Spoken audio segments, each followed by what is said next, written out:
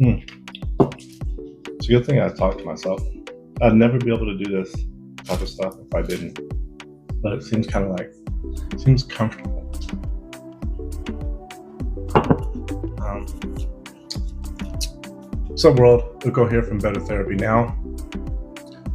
What's work? I'm always talking about work and job, and I don't know. It's like a real thing for me. Real thing for me. I feel like I want to be doing something that has an opportunity to last some amount of time, or is a creative piece that has some value for somebody. So the reason why I separate job from work all the time is because I want to do something that is outside of myself. It's an urge to do something outside of myself. I think that's one of the reasons why, now that I've went through the military, through the army, and I'm beyond that, I'm really proud of it because it was a service. So it was being a small piece of something, a small piece of a big machine, and it was larger than myself. It had nothing to do with my own personal goals, my own personal anything. It was just a thing that was larger than me. And now that I'm outside of that, I continue to separate work from job, because the job is the thing that you're doing just to, I guess, pay the bills. Like if you're just a normal person living your life, paying your bills, and you don't live with your parents, for example, you have to do something. You have to agree to do something to make it from month to month. So if you can't align your authentic purpose with, some sort of goal and some sort of stream of income, then you're going to have a job. But that doesn't mean that you can't necessarily have work. And by work, I mean something that is larger than you. I don't know. It's like very hot in here. So I'm like sweating my butt off. I don't know. It's Arizona. ASU. But for me, that for the majority of my life, that's always been writing poetry, writing journals.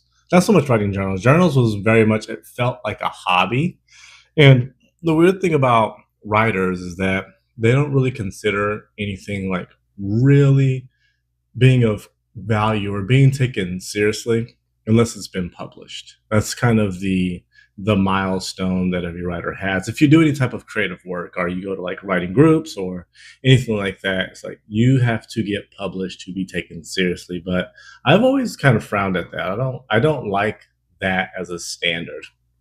I think it needs to be a more, I guess, have a more of a spiritual association. So it has to be something that is, larger than, like I always say, creativity is a core value and also a mindset, because it seems so spiritual when you're in the process of doing it.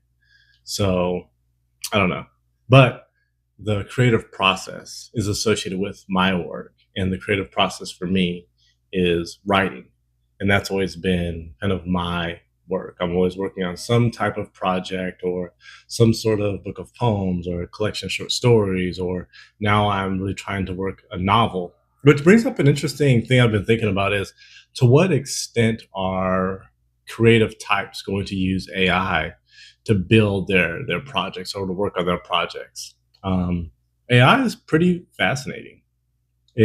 I can see how it's repetitive, especially if you're using like ChatGPT or whatever AI software you use, and you're doing like the free version, not like necessarily a paid subscription, because you can only do it so much before it makes you start over. And then when you're starting over, and this is really interesting for creative types, you have to kind of reintroduce your voice to it. So you can never really evolve your voice, because the space or the bandwidth by which you can insert information and the amount of time you can feed it information so that it can learn your voice and how your whole purpose and core values and things like that, and kind of how you write.